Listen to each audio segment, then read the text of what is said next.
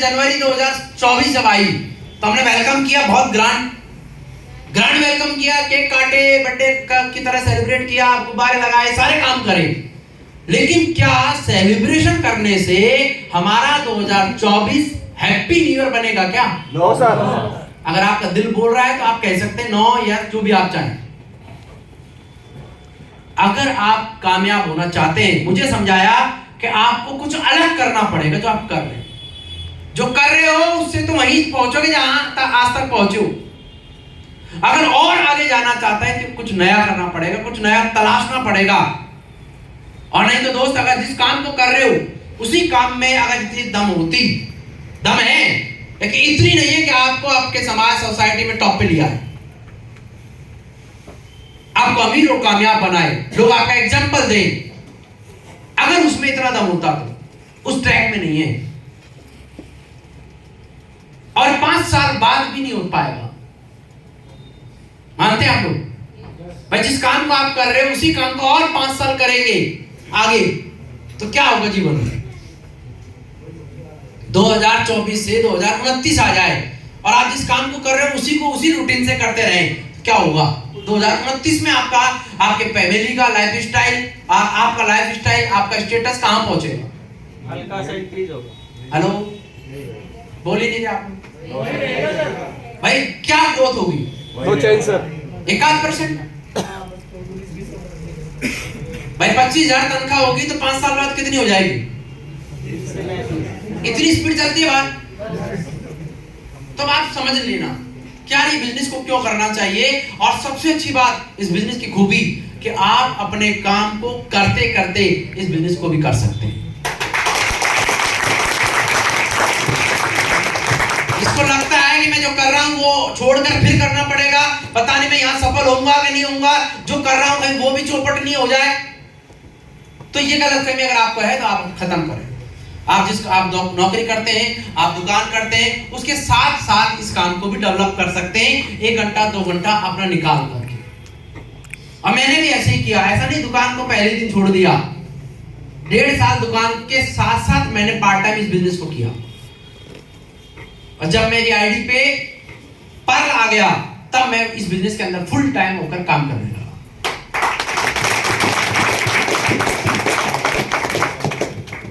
तो दोस्त, अगर सफलता चाहिए तो परिवर्तन करना पड़ेगा। इस बात को आपको मानना पड़ेगा कि परिवर्तन करना पड़ेगा, और नहीं तो वही काम सेम टू सेम चलता रहेगा, सेम टू सेम लाइफ रहेगी और सेम परेशानियां रहने वाली। दोस्त, सफलता परिवर्तन मांगती है, और आज आप देखेंगे दुनिया ऑफलाइन से ऑनलाइन जा रही है। ऑफलाइन से ऑनलाइन जा रही है दुनिया। बहुत सारे ऐसे काम जो फ्लॉप ही हो गए, बहुत सारे काम लास्ट 5 साल 7 साल 8 साल में खत्म ही हो गए। अगर आप जाके चेक करेंगे गूगल पे तो समझ आ जाएगा साहब। और कारण केवल और केवल वक्त के साथ बदलाव नहीं, परिवर्तन बहुत ज्यादा जरूरी है। आज आप देखेंगे ओयो आया, ओला आया, जोमेटो आया, फोन पे आया, ये आकर इतना जबरदस्त छा गए 4-5 साल में कि आज बच्चा बच्चा इनको जानता है। यस या नो? यस। यस या नो? यस। लेकिन समझने की बात ये है कि ये जब नहीं थे तो ये जो सर्विस देते हैं वो सर्विस थी या नहीं थी मार्केट में? ओला जब नहीं आया था तो कार बुक होती थी कि नहीं होती थी? लेकिन तरीका बदल गया। पहले स्टैंड पे जाकर कार बुक करनी पड़ती थी, और अब हमारी जेब में ही कार रखी हुई है, वहीं से बुक कर लेते हैं। यस या नो? यस। पहले खाना लेना होता था, मेहमान आया नाश्ता लेने जाना तो रेस्टोरेंट में जाना है, अब क्या करना है, मोबाइल पर जाना है, जोमेटो खोलना है और नाश्ता घर पे आ जाएगा। यस या नो? यस। यस या नो? यस। क्या बदला इन लोगों ने? इन्होंने काम का तरीका बदला है, इसलिए सफल हुए हैं। मैंने भी क्या किया, जाने अनजाने में, जानबूझकर नहीं, इतना टैलेंट नहीं था, जाने अनजाने में मेरी दुकान का काम का नेचर बदल गया। वहां ऑफलाइन था, ये ऑनलाइन हो गया, और यही वजह से आज सफलता प्राप्त हुई। तो अभी आप देखेंगे जो नहीं बदला गायब हो गया। मैं नहीं कह रहा कि आप इस काम को करना ही करना है, नहीं तो मामला बिगड़ेगा कि नहीं बिगड़ा, मुझे नहीं पता। लेकिन हमें जो सीखने को मिला वो बता रहा हूं, जो नहीं बदला वक्त के साथ उसे दुनिया ने बाहर फेंक दिया, निकाल। कोडेक का नाम सुना आपने?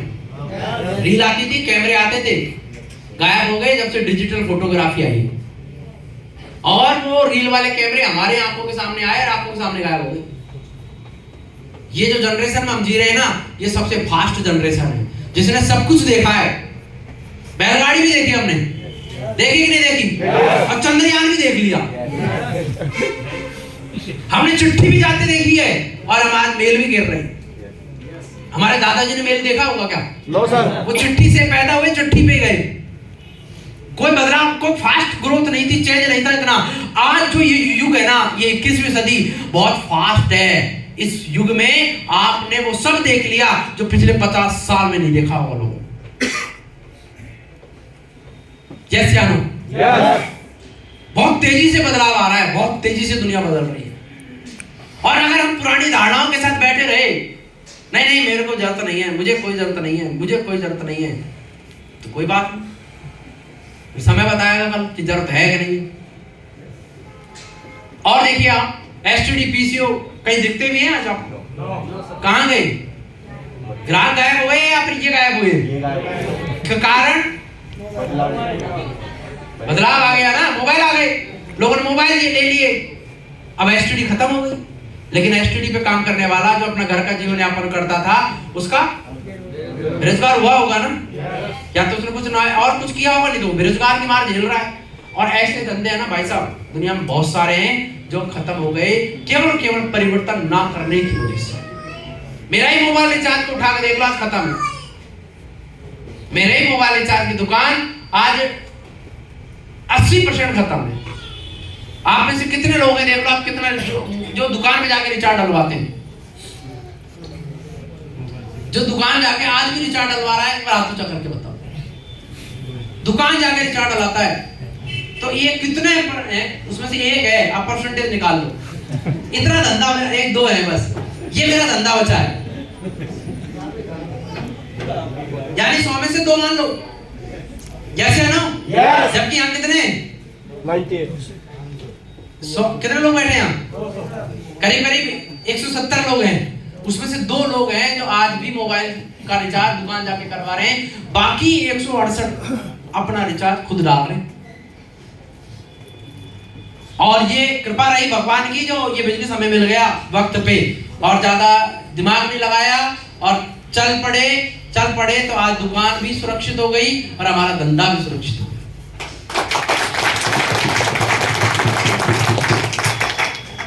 HMT घड़ी, एम्बेसडर गाड़ी, नोकिया मोबाइल सब गायब हो गए कि नहीं हो गए?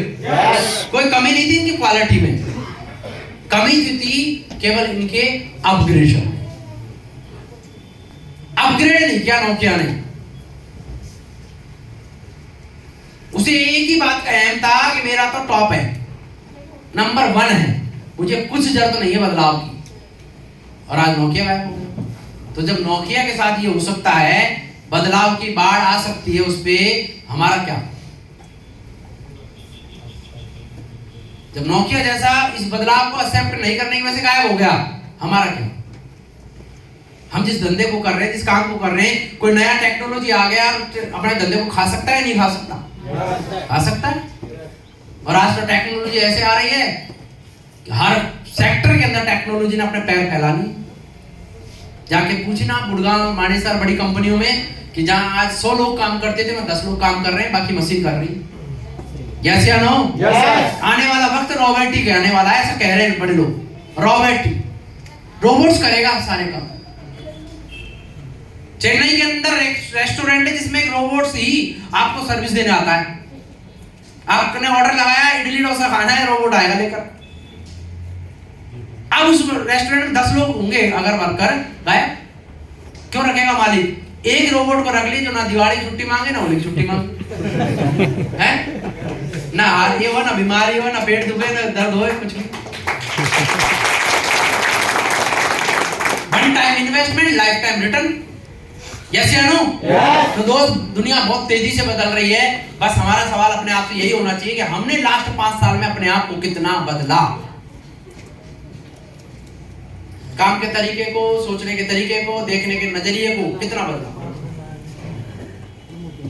आप देखेंगे तो परसेंटेज में आएगा 1% या 2%, नहीं तो सेम चल रहा है। और अच्छा है आपका चल रहा है, लेकिन आने वाले वक्त को जरूर पहचानना जरूरी है। जो मेरे साथ घटा मैं तो मेरा बता दिया, मेरी दुकान चौपट हो गई और ये बिजनेस ने मुझे ऑक्सीजन के रूप में काम किया, बचा लिया। नहीं बदलेंगे तो आने वाली जनरेशन कहां जा सकती है, कहां होगी, क्या फ्यूचर होगा उसका, देखना चाहेंगे? देखिए आप थोड़ा जल्दी दिखाओ।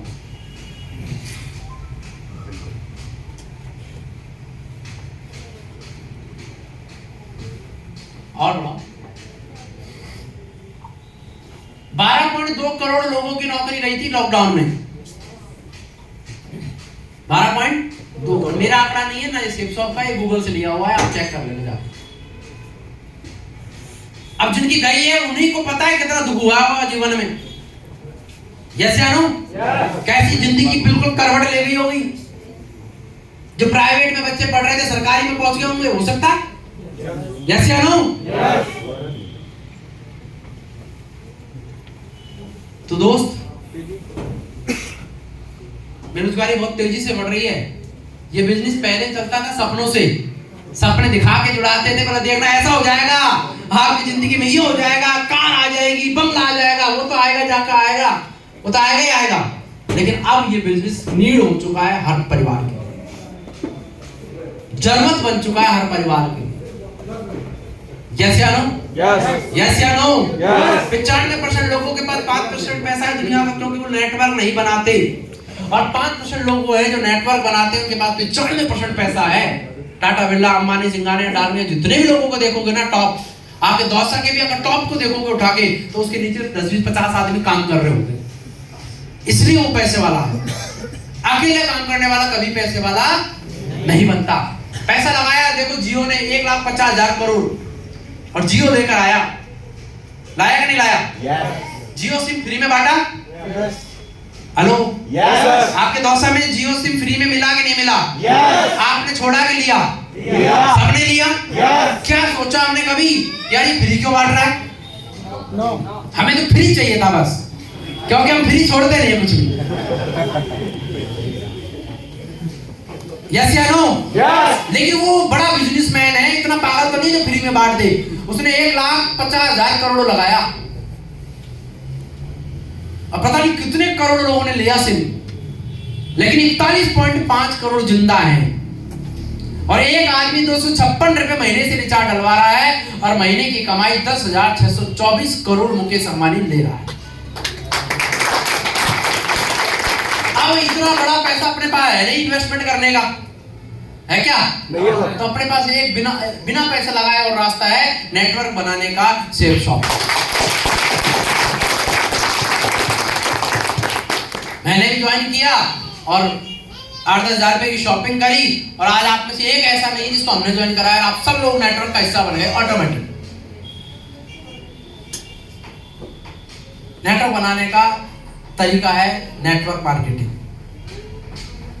फ्री ऑफ कॉस्ट नेटवर्क बनाने का, जहां लोग आपके लिए काम करेंगे बिना तनख्वाह बांटे। किसी को तनख्वाह नहीं देनी पड़ेगी, अपने आप काम करेंगे। क्यों? वो खुद के लिए कर रहा है। और मॉडल ये है बिजनेस का, वो खुद के लिए तो कर रहा है, लेकिन उसका कुछ ना कुछ एक आध बूंद ऊपर भी जाएगा, जाएगा कि नहीं जाएगा?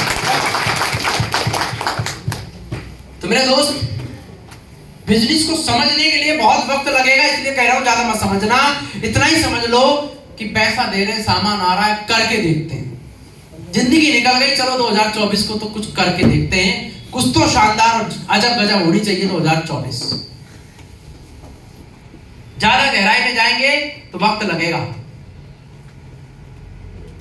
मैंने ज्यादा गहराई में जाकर नहीं समझा, ये सारी चीज जो आपको बता रहा हूं ये काम करते करते सीखने को मिला है।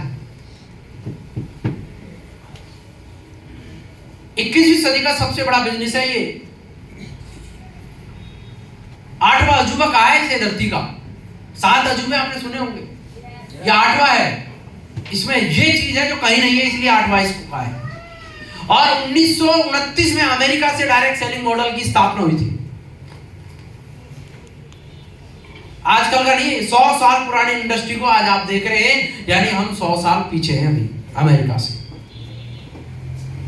इसलिए अमेरिका इतना सा होकर भी हम पे भारी है अर्थव्यवस्था के मामले में, और हम इतने होकर भी बहुत पीछे हैं, क्योंकि हमारे पास ये इंडस्ट्री आई तो सही, लेकिन साथ में बहुत सारे फ्रॉड हो रहा है। साथ में फ्रॉड के चक्कर में लोगों का बिलीफ टूट गया, लोगों ने भरोसा छोड़ दिया, बोले ये काम ही बकवास है, अरे चक्कर मत पड़ जाना। यस या नो? दोस्त, ये बिजनेस क्या है? मैन्युफैक्चर से कस्टमर तक सामान पहुंचने का तरीका है। तो ये नया एक तरीका होता है मार्केट वाला, मैन्युफैक्चर से माल आता है, सीएंडएफ एजेंट के पास, फिर जाता है होलसेलर के पास, जाता है रिटेलर के पास, ट्रांसपोर्ट का खर्चा, एडवर्टाइजमेंट का खर्चा, दुनिया भर का खर्चा, तब जाके आपके और हमारे हाथ में आता है। और ये तरीका क्या है? इसमें मैन्युफैक्चर से सीधा ग्राहक आपके पास पैसा सामान आता है, इसे डायरेक्ट सेलिंग बिजनेस कहते हैं। ये डायरेक्ट सेलिंग बिजनेस। आज हमारे पास करीब करीब 300 प्रोडक्ट है शिपशॉप के प्लेटफॉर्म पर, जो आप जब खोलेंगे जाकर देखेंगे तो आपको मिलेगा। गुड मॉर्निंग से लेकर गुड नाइट तक का प्रोडक्ट आज शिपशॉप के प्लेटफॉर्म